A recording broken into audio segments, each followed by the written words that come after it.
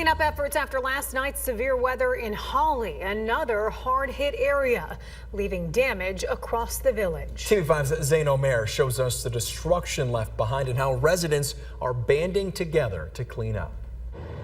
You can see behind me, crews are working to clean up debris here at the Hawaiian Gardens in Holly. A neighbor tells me it sounded like a freight train went over the mobile home park as storms passed through the area overnight. This is something I won't forget. Dennis Finnegan talking about the storm passing through Holly late Thursday. Kind of slowed down, and then all of a sudden the siren went on here, and it kept wailing. And finally the lights went out, but then I heard some glass break.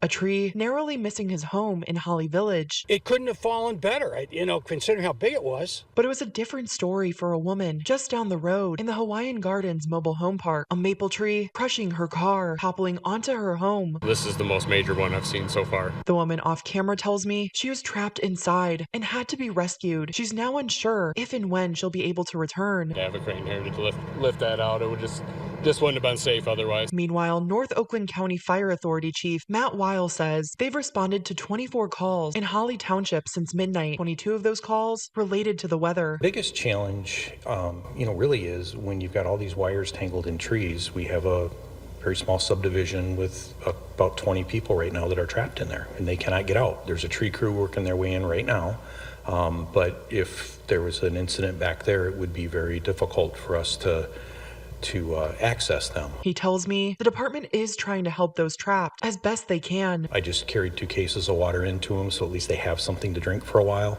And we're working on getting more water here if it's needed for other folks in the community. We might even have to resort to ATVs to get into some of these places, which we have. While they're prepared to respond 24/7 to these situations, while also stressing the importance of having a plan ahead of the storm. Folks should be prepared for about 72 hours.